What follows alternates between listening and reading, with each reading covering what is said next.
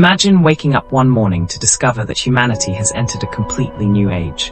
An age where the sky is no longer the limit. On October 4, 1957, the Soviet Union launched a small, polished metal sphere into orbit around Earth. It was called Sputnik 1. It weighed only about 84 kilograms and carried a simple radio transmitter that sent out a repeating beep, beep, beep as it circled the planet.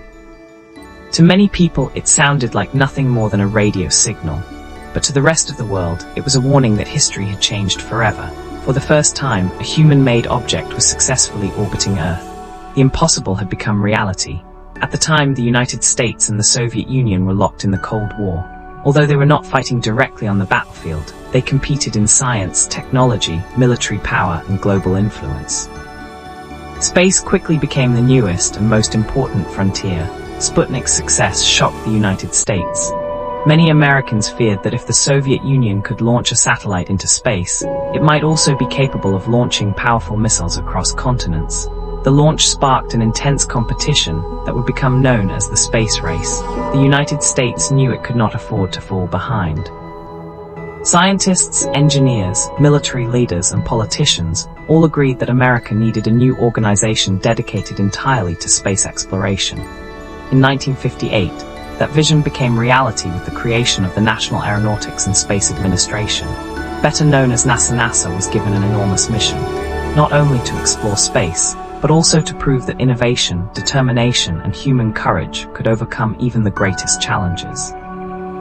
Few people realized it at the time, but this decision would eventually lead to one of humanity's greatest achievements, landing the first humans on the moon.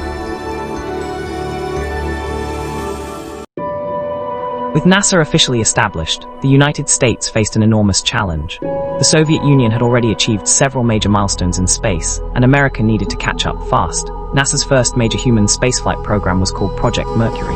Its goal was simple in theory but incredibly difficult in practice. Send a human safely into space and bring them back alive. To accomplish this mission, NASA selected 7 extraordinary military test pilots. They became known as the Mercury 7. These men would become America's first astronauts, undergoing some of the most demanding physical and psychological training ever created. The risks were enormous.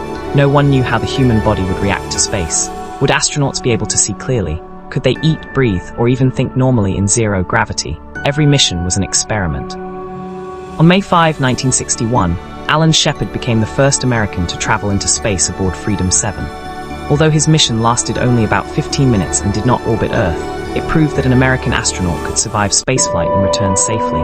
Less than a year later, on February 20, 1962, John Glenn made history aboard Friendship 7, becoming the first American to orbit the Earth. During his 3 orbits, millions of people watched with excitement as the United States celebrated one of its greatest achievements. Project Mercury demonstrated that human spaceflight was possible, but NASA knew that reaching the moon would require far more advanced technology and experience. That led to the next chapter, Project Gemini. Gemini was designed to teach astronauts how to live and work in space for extended periods. During these missions, astronauts learned how to perform spacewalks, control spacecraft with precision, and dock 2 spacecraft together while orbiting Earth. These skills would become essential for the ambitious lunar missions that lay ahead. By the mid-1960s, NASA had gained confidence, valuable experience, and a growing belief that President Kennedy's dream of reaching the moon could actually become reality.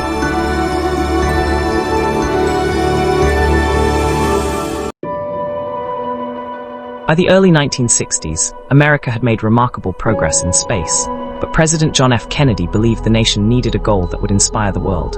On May 25, 1961, he addressed the United States Congress with a bold challenge. He declared that America should commit itself to landing a man on the moon and returning him safely to Earth before the end of the decade. It was one of the most ambitious goals in human history. At that time, the United States had not yet mastered long-duration spaceflight or the technology needed for a lunar landing. Yet NASA accepted the challenge and launched the Apollo program. Thousands of engineers, scientists, technicians, and astronauts worked together to design the powerful Saturn V rocket, advanced spacecraft, and life support systems that would make a moon mission possible. But the road to the moon would come at a terrible cost. On January 27, 1967, during a routine ground test, tragedy struck. A fire broke out inside the Apollo 1 command module. Within moments, astronauts Gus Grissom, Ed White, and Roger Chaffee lost their lives. The accident shocked NASA and the entire nation. Instead of giving up, NASA paused the Apollo program and carried out a thorough investigation. Engineers redesigned the spacecraft, improved safety systems, changed materials inside the cabin, and corrected critical design flaws. The painful lessons from Apollo 1 made future missions far safer. After months of testing and improvements, NASA was ready to fly again. In December 1968, Apollo 8 launched on a mission unlike anything humanity had ever attempted. For the first time in history, humans left Earth's orbit, traveled nearly 400,000 kilometers through deep space, and entered orbit around the Moon. As the astronauts looked back toward home, they witnessed an unforgettable sight, our blue planet rising above the grey lunar horizon. They captured the famous Earthrise photograph, an image that forever changed the way humanity saw its place in the universe. Apollo 8 proved that NASA was finally ready for its greatest challenge. The Moon was no longer just a distant dream, it was now within reach. By the beginning of 1969, NASA had accomplished what once seemed impossible. In just over a decade, the agency had transformed from a newly created organization into the world's leading force in space exploration. Every success, every failure, and every lesson had brought humanity one step closer to the Moon.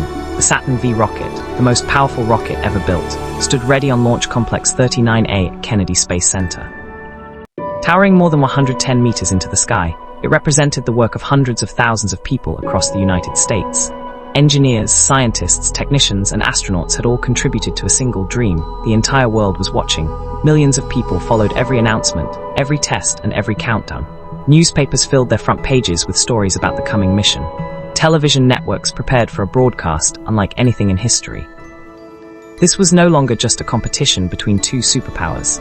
In the next episode, we will follow Apollo 11 from launch to lunar landing, witness Neil Armstrong's historic first step on the Moon, and explore how the Apollo missions changed the future of space exploration forever.